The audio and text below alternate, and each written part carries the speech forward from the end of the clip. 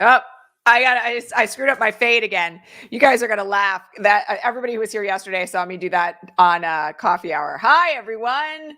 Welcome to Resistance Live. It is the 2nd of October, 2023. And I am ECM. Okay. So it's a very, very big news day in case anybody missed it. And I want everybody to kind of like get grounded because big stuff is underway today and we got a lot to talk about as usual. I am Elizabeth Cronise McLaughlin, also known as ECM. Nice to see you all here today. My new camera is arriving today. I'm so excited, you guys, assuming that like I can coordinate all of this with FedEx for the sign off. And I have to thank our audience for that because a whole bunch of you crowdfunded a really high level streaming camera for me last month. And it took like 3 weeks for it to actually get shipped, but it's coming today. So I'm very excited. By tomorrow, we're going to have like, hopefully, again, assuming everything goes all right with FedEx, we're going to have a brand new camera with a brand new lens. And I'm like stoked. Okay. So let's see. I'm coming to you as always from occupied Tongva land in Southern California, where it's cool this morning. And I am today, for our visually challenged viewers, I am wearing a black shell, long sleeved. I've got in my gold big flower earrings, courtesy of H&M. My hair is down. Those of you who were not here yesterday will realize that it's a little bit darker than it was on Friday. You know, got to change things up every once in a while. And I am dark blonde now, not light blonde. Pink skin, green eyed woman using she, her pronouns. Okay. All right. Well, Trump has gone on trial in New York State this morning. And some of you have probably at this point seen the footage from inside the courtroom that they were allowed to show in advance of the trial. Cameras are not allowed in this particular trial, but they were allowed in before the trial began. And I have to say that Trump's lawyers look terrified. And I'm not surprised, frankly, because they're in front of a judge who's already rejected pretty much all of their theories. Trump himself does not look happy. That's not surprising. He doesn't look well either. Also not surprising. But, you know, here we are with a history-making moment of a former president of the United States going on trial to determine what he's going to have to pay for committing civil fraud in the state of New York. I have to remind everybody that this is fundamentally now pretty much only a damages case because last week, Judge Engoron, who is the judge overseeing this case, ruled that essentially Tish James won on the evidence of liability, that he had, in fact, the Trump and the organization and his son and his junior and his son, Eric, and Alan Weisselberg and others in the Trump organization and the organization itself had committed fraud. And we have had opening statements already this morning. We've also had an indication that the expectation is that this trial is going to run until the first week in December. So we're going to be at this for a long time. Again, I got to remind you all, that's one reason why we brought this broadcast back in a public and live format 5 days a week. For the last few years, really since like mid-pandemic, we've been at 3 days a week and we were behind the Patreon paywall. One of the reasons why we're back now is so that you guys can get all the information that you need on pretty much a daily basis. Like I was here 7 days last week. So that you know exactly what's going on and you have truthful information so that I can answer your questions. So if you want to actually be able to ask questions, if there are things that come up while you're watching the trial or getting reporting on the trial that you don't understand, go on over to patreon.com/resistancelive and become a subscriber for as little as $2 a month. You'll be able to ask questions for 2 hours before every broadcast, and I will answer them, assuming that I can get to them. Okay.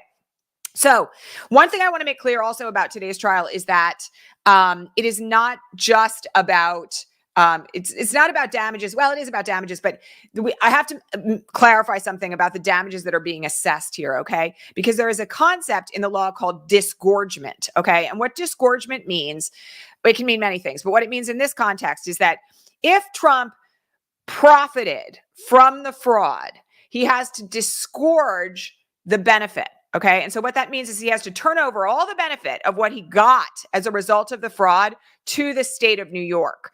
That is the nature of the compensatory damages that are being sought here. He and his company and the other co-defendants are being asked to disgorge the benefits that they've gotten and turn that money over to the state. Here, the minimum that Tish James is asking for, we already know this, is $250 million, $250 million. And that's for starters. In addition to that, there is evidence that we know is going to be submitted. And this I found just incredibly significant. Watching the reporting this morning about the opening statement from Tish James' team. They are also seeking to prevent Trump from procuring bank loans in the state of New York. Now, I'm a former Wall Street trial lawyer. You all know this. Some of my past clients back in the day, at the peak of the time that I was working on Wall Street, included places like Goldman Sachs and Lehman Brothers and others. I want everybody to understand that Trump being prohibited from procuring bank loans from banks that are located or do business in the state of New York will essentially be the end of his ability to use the banking system in the United States for purposes of his real estate empire. It's a really big bar. And we add that to the ruling last week from Judge Engeron that said that you have to, that fundamentally the business certificates of the organization and every single individual defendant are dissolved, and the companies and anything that they own are placed that relate to these allegations are placed into a receivership. So it's a very, very, very big deal. I kind of can't put enough emphasis on how big it is. So the trial, just to answer some questions here, one of the things that has to be assessed here with regard to the amount that he is going to be ordered to pay, and the organization and all the other co-defendants are going to be ordered to pay, is the amount by which the assets were inflated. So for everyone asking why it is that this trial is going to take 8 weeks, well, we're going to get a lot of what you guys are going to think is very boring testimony about valuation of real property assets and all sorts of other things. And there's going to be competing experts on both sides about valuation and what constitutes fraud and how big the fraud was. And, the impact of it and how much Trump benefited from that. What loans was he able to get? What insurance was he able to get? How much tax did he not pay that he otherwise would have been required to pay? So it's going to be very, very granular testimony. And I just have to say that I had to laugh this morning about this because some of the final cases that I did in my big Wall Street trial days related to something called GAAP, GAAP. That stands for Generalized Accounting Principles, generally accepted accounting principles. Okay, so GAAP, generally accepted accounting principles. Why? Because one of the things that I did when I was doing white collar work on Wall Street at one of the top 20 law firms in the nation was I represented big accounting firms. And so one of the things that we sometimes had to do when we were involved in really big securities fraud cases and things like that was prove that the accountants for our clients had actually engaged in GAAP processes, meaning that they had used generally accepted accounting principles, which by the way are written down. There's whole books on this, and had not used accounting principles that would have enabled the fraud. So one of the things that we're going to hear about in this trial, and you guys should all get prepared for this, is whether or not in creating the financial statements that were created, generally accepted accounting principles were applied. And I have to remind everybody, Michael Cohen, again, not a lawyer now, but was a lawyer at the time, fixer for the Trump organization, has already testified before Congress that he was responsible for taking a number that Trump wanted to look like he was valued at and basically backwards building out the financial statements, which is fraud, to make sure that it reached what Trump wanted for his brand or what he wanted for a bank application for a loan or what he wanted it to look like when he sought insurance or to devalue it when he had to pay taxes. We already have kind of smoking gun testimony coming from Michael Cohen on this. So again, the reason why it's going to take so long is because one of the things that the judge is going to have to evaluate here is the accuracy of the financial statements so that the true amount of disgorgement that's going to be applied here is accurate. All right. And, this is one reason why you've seen Trump running around on Truth Social doing all sorts of bonkers things over the last few days, but also alleging that, things like Mar-a-Lago are worth $1 billion, which it's not. So, again, I want everybody to be prepared that a lot of this testimony isn't going to be quote unquote sexy. That doesn't mean that he's not going to be required to pay an enormous amount of money as a result of this fraud. So Trump is there today. And, there are some people have said, why is he there today if he doesn't have to be? Well, lots of defendants show up when they don't have to be, particularly in civil cases. Okay. I just have to point out that in the last major trial that I did in federal court in New York, in the Southern District of New York, which was a case involving $350 million and a big dispute from a company that all of you would recognize. We had client representatives in the courtroom every day, even though none of them ever testified. Some of it is about how you want it to look to the judge or the jury. Some of it is about the fact that they may be called to testify by the other side. Trump's on Letitia James's witness list. So is Don Jr. and Ivanka and Eric and a whole slew of other people. Trump's team himself has named 127 potential witnesses here. So, again, I think that we'll have to see, how this plays out. But it's not unusual for a defendant in a civil fraud case to be in a courtroom. Like, nobody should think that it is. It's actually more common than not. I also just want to point out here that there is no jury trial in this case. Now, I even had a debate about this when I was looking at this over the weekend, because folks need to understand that in New York State Court, which is where this is, there is still a vestige left over from I hate to put it in these terms, but like the olden days of New York, where there are certain courts that are designated for equity and certain courts that are designated for what's called law. Equity is essentially where you're trying to get something done. Okay. It's not usually so much about damages. The family law courts or family courts rather in New York State, for instance, are courts of equity. They can only enforce things. Okay. And even then it's kind of limited. They can't actually make law. So you can't, if you're challenging a contract, you've got to be in New York Supreme. You can't actually be in New York Family Court, which is where you go if you need child support, or where you go if you're trying to kind of enforce child support against someone who's already been ordered to pay it. If, on the other hand, you're challenging a commercial contract, which is considered to be in law, that's got to be in New York State Supreme Court. So there are places where, and the reason why I'm mentioning this is because courts in equity, you never get a jury. Okay. And sometimes for claims in equity, you're not entitled to a jury. So in courts where these two courts are merged, which is what happened in essence, in most places, what happens is that for claims in equity, often you're only entitled to a bench trial. Where here, I had a question, is this really a situation, given that it's disgorgement, where ordinarily you would have a jury trial? Yes, apparently it is. And what's really weird about this is that Trump's lawyers didn't ask for a jury. Now, they may have thought they were going to stand a better chance in front of this judge until this judge ruled last week, but they didn't ask for a jury trial at the time that Tish James filed this case. And so they're not getting one. Judge Engeron is actually going to rule on the amount of damages here, just like he ruled on liability. And that does not seem to be ideal for Donald Trump. I'll also just say that he was in front of the courthouse this morning saying, this judge is biased and the prosecutor is awful. And, that is not, I know I'm preaching to the choir here, but that is not a wise legal strategy when you have a bench trial. It's not smart to attack the judge who's going to decide how much damages you're going to be paying in front of the courtroom on the day that you're going to trial to determine whether or not you're going to owe at least $250 million.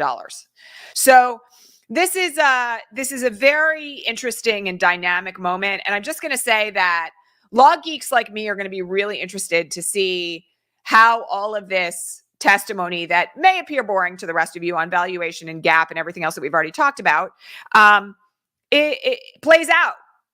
There's going to be a lot of expert testimony. I think it's going to be fascinating. You guys may not think so, but that's why I'm here. I will break it down for you every morning so that you understand what's going on.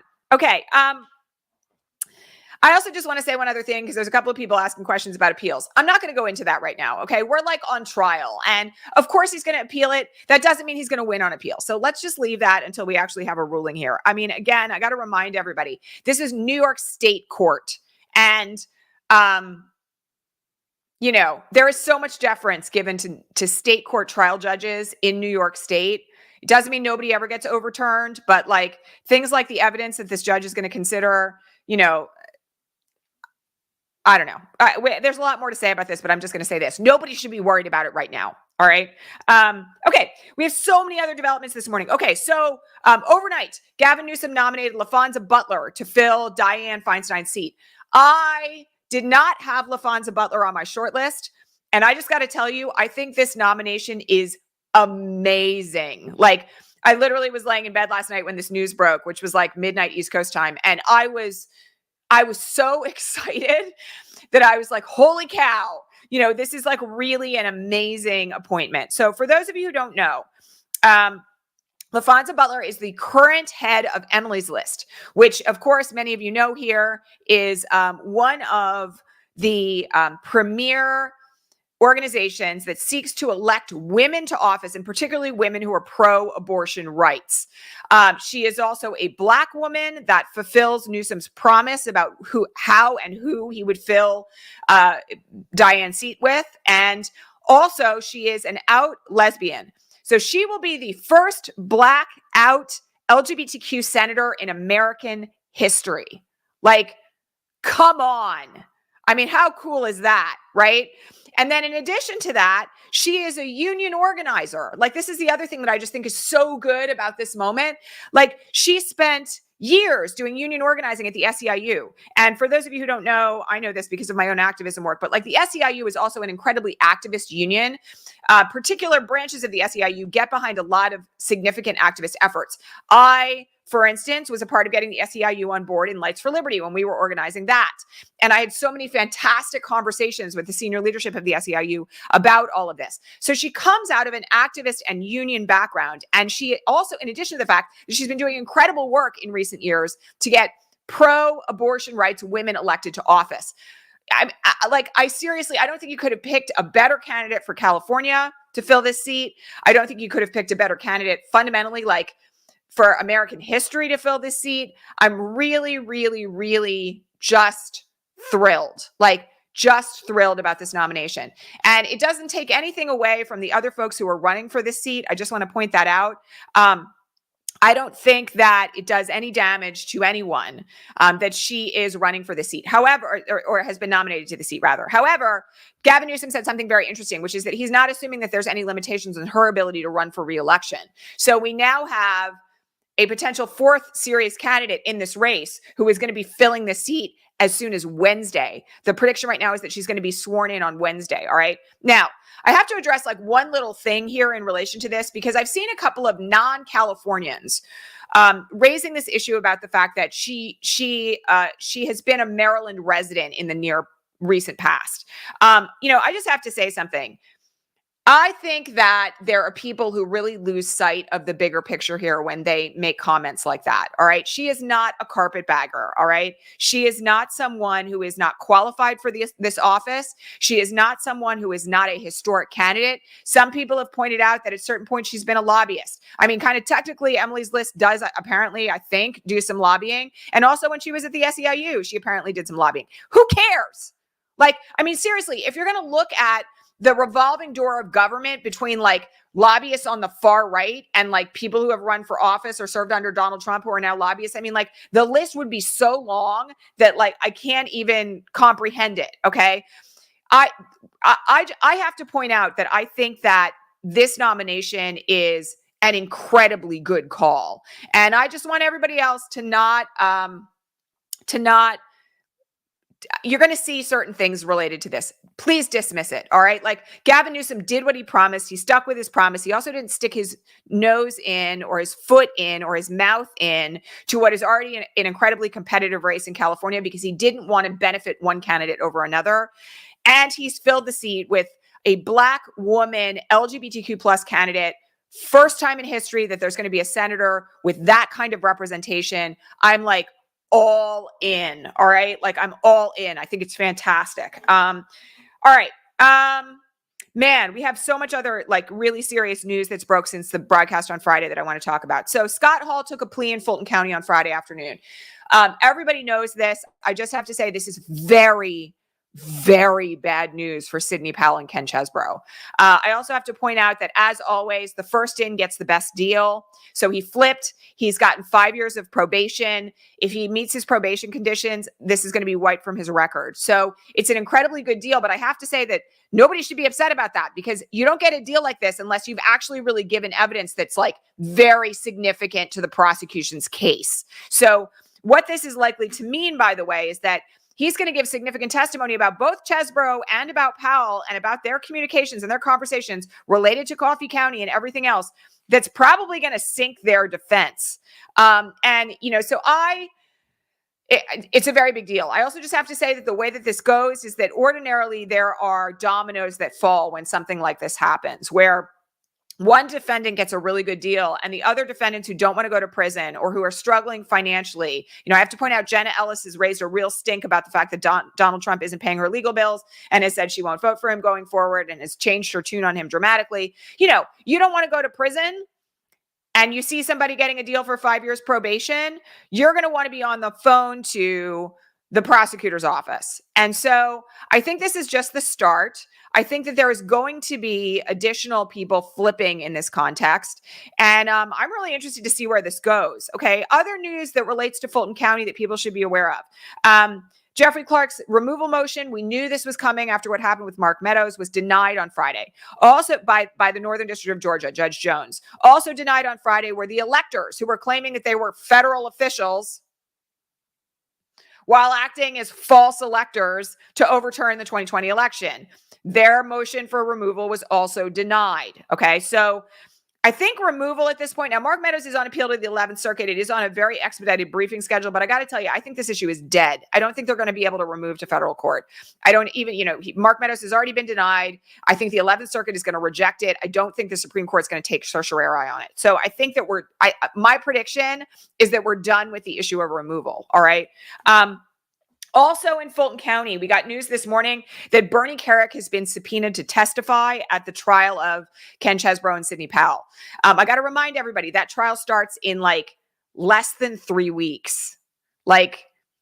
It's going to be a wild October here, my friends. All right.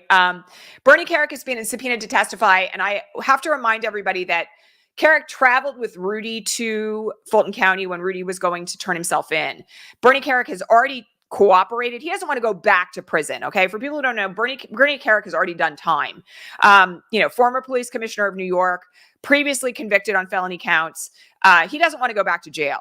And so one of the things that had been suspected here in terms of why Bernie Carrick had not been indicted in Fulton County was that he had already flipped. And for that reason was cooperating with Fani Willis's team and was potentially expected to be a witness. Well, lo and behold, now we have a subpoena. So we're going to have to see how this all plays out. But, I would not be surprised at all if Bernie Carrick has flipped. It is, in fact, my strong belief that he has flipped in Fulton County as well as in relation to Jack Smith. We already know that he's testified before the grand jury that Jack Smith impaneled in relation to January 6th. So, not looking too good right now in Fulton County for these remaining defendants. All right. Also, John Eastman's efforts to vacate the rulings that required him to turn over his emails to the January 6th committee was rejected this morning by the Supreme Court.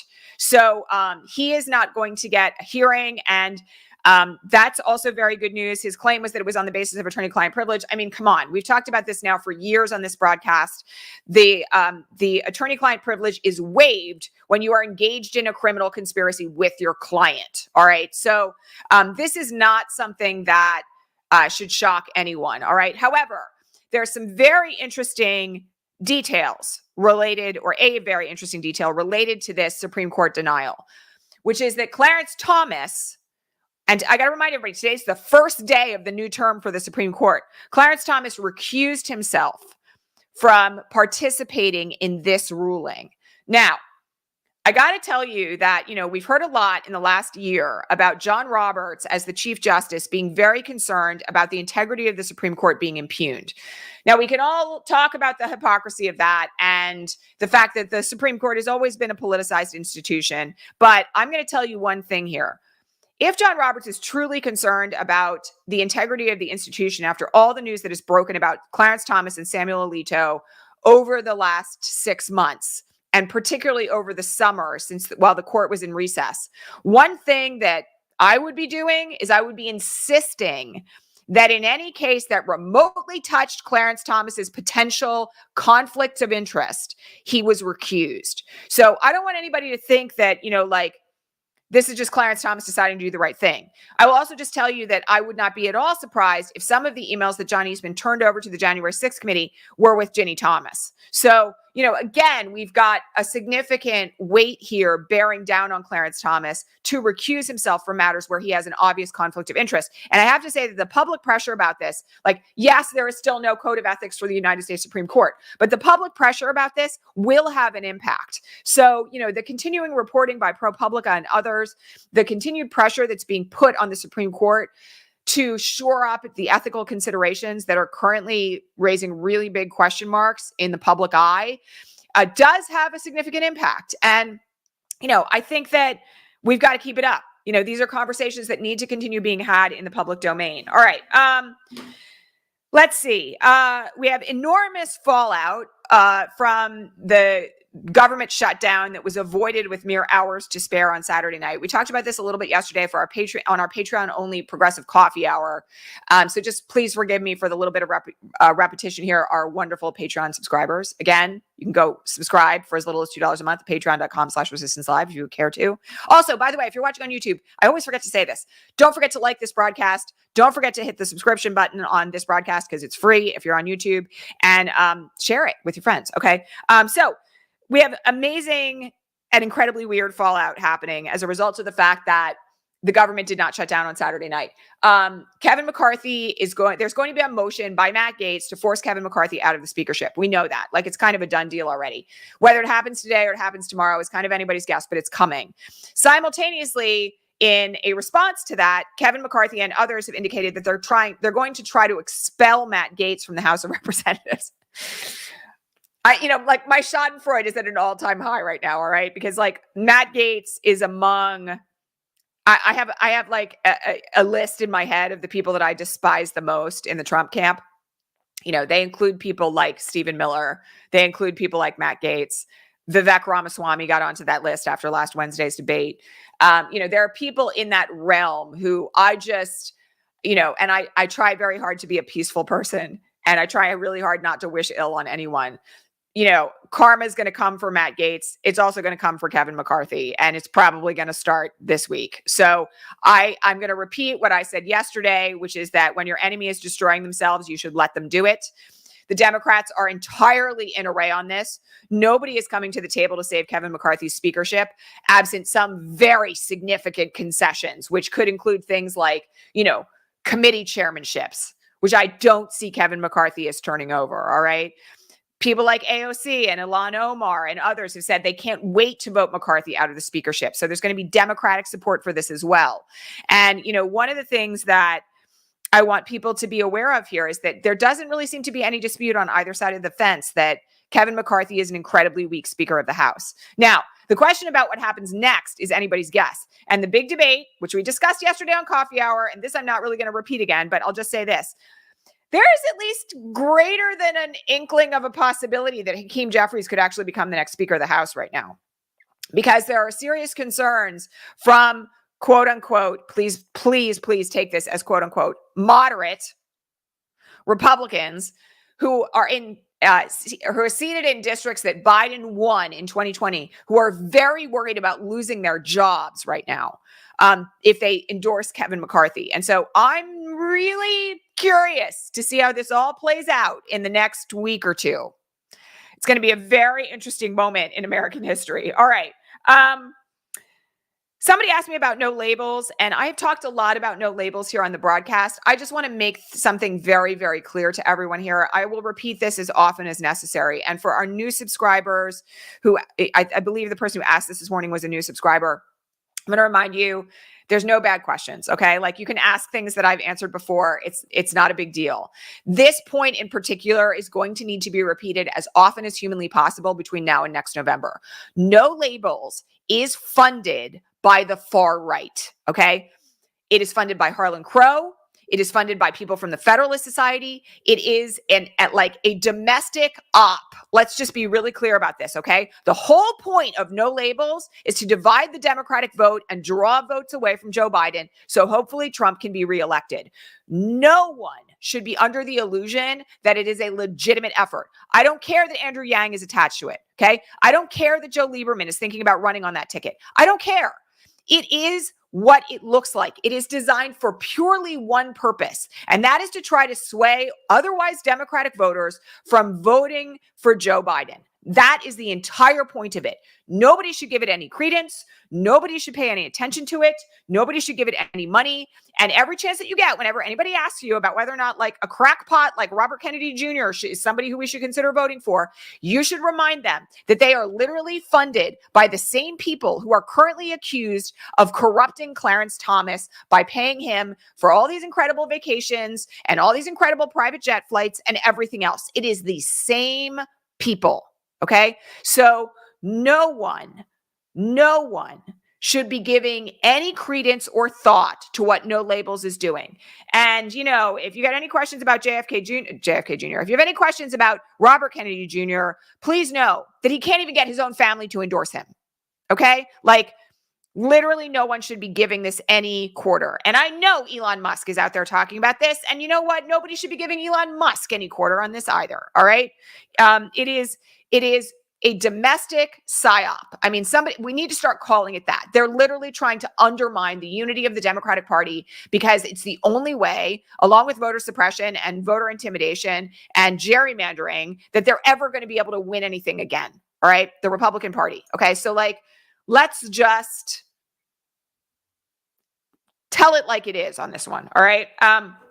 Okay. Somebody asked me if I had any comments on the FTX trial. I don't really. And I'm going to just tell you why. Okay.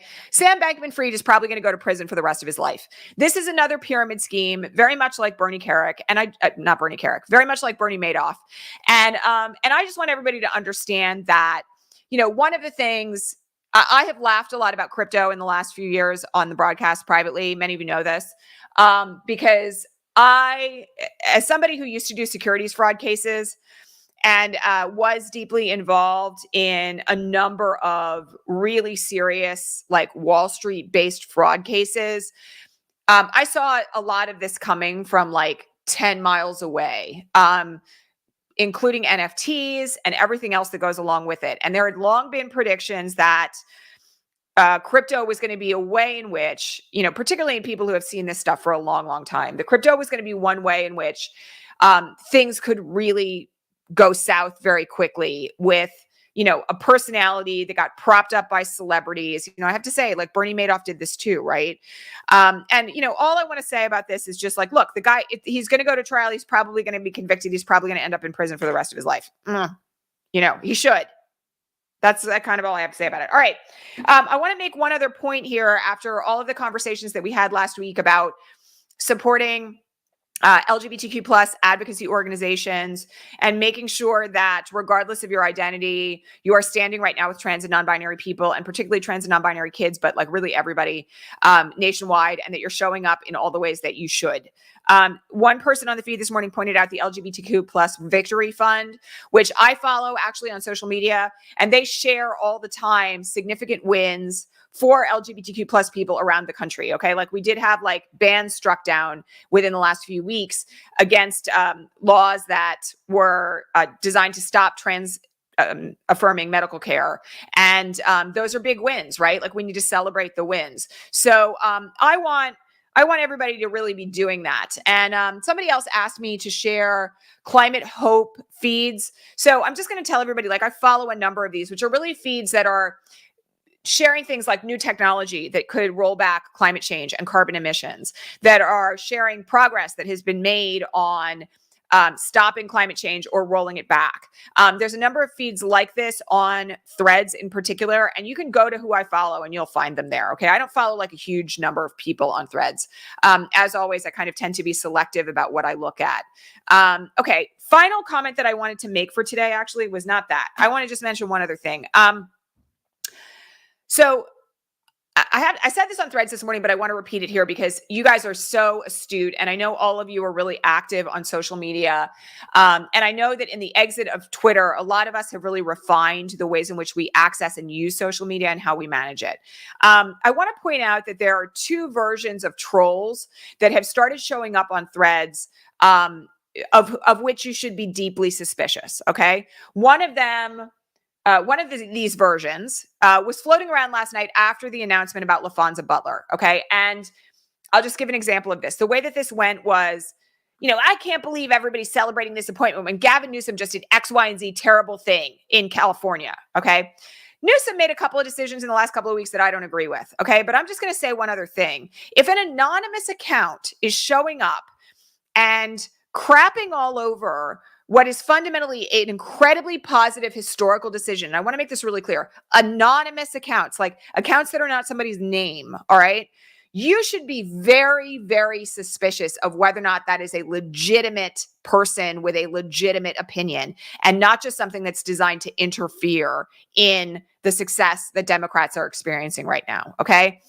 So that's one version of the troll. The second version of the troll that I want everyone to be aware of is the troll that shows up and says, again, anonymously, everything's all garbage. Trump's never going to be held accountable. None of this is ever going to come to anything. Okay. Like we're seeing a lot more of that from anonymous accounts. And I have to point out, like both of these versions of trolls have previously existed in prior electoral cycles. And it's not lost on me that we are now 3 months away from the first primaries period of 2024. And all of a sudden there's a massive uptick in these anonymous accounts elsewhere. All right. People need to be very mindful that, if it doesn't look like a real person, it's probably not. And if someone shows up particularly to I'm just going to put it in these terms, yuck the yum of the success that the Democrats are having right now, or that we're having in this incredible season of accountability. Like I have these moments where I'm like, no rational person at this moment when Donald Trump is facing 91 criminal charges in 4 different sets of indictments in 4 different jurisdictions with more to come. No rational person can look at that and say, he's never going to be held liable for anything. Okay. Like that's not a rational perspective. That is someone seeking to drive division, or a foreign entity seeking to drive division, or the GOP seeking to drive division in an account that actually looks like it's a Democrat. All right. So people need to be very, very cautious when you see something that looks like it's from our side of the fence saying that so-and-so isn't left enough or they haven't done enough. And it's an anonymous account doing that. And again, I said this morning on Threads, legitimate debate is one thing. Anonymous accounts seeding discord is entirely another. All right. And so if you see that, you got to block it. You've got to report it. You've got to raise, concerns on your own feed about whether or not something is legitimate. All right. And I really do want folks to be conscious of the fact that you should not engage with that kind of thing at all. Because, and again, just block, hide for all and block. Threads has this incredible feature that allows you to hide comments for all that we've never seen anywhere. Like, go ahead and do it. All right. It's really very key. And then the only other thing I want to mention, which Dianne is raising here, which is a very smart one, is this. We are seeing an incredible rise in AI deepfake videos coming out right now. This is not related to politics, but Tom Hanks came out this morning and said that an AI generated version of him had been used to endorse a dental product. And that it wasn't him. It was entirely generated by AI. All right. So this is the other thing. I want people to be, we've talked so much about media literacy here over the last 7 years. I want people to be very, very cautious when you see something that comes from a non-legitimate source, okay, or that comes from an anonymous source. That includes videos, okay, that looks like it is shaking up our perspective of how things are going, all right? So let me just say one final comment here, okay? Because I think everybody needs to hear it. Things are going really well for us right now, all right? I think we can all take a moment to kind of celebrate. All right. The government didn't shut down. We gave away almost nothing. The Ukraine funding situation is going to be resolved this week. All the Democrats are in array. Everybody is on the same messaging strategy. The Republicans are eating themselves alive. The GOP in the House is collapsing. Donald Trump is currently on trial in the state of New York with 4 more trials coming between now and next May. And things are looking pretty good. Let's be happy about that. All right. Let's take joy where we can find it. And, keep touting the wins of the Biden administration. Keep touting the successes of where we are right now. Keep talking up all the reasons why Biden being reelected is a good idea. All right. Use your voice for that. All right. I'm excited about today. And I'm going to go back to watching reports about what's happening in Supreme Court in New York. Much love, everybody. I'm going to be here every day this week. Of course, if there's a need for a breaking news broadcast, because that seems to happen very frequently these days, I'll be here for a second time on any given day if I need to.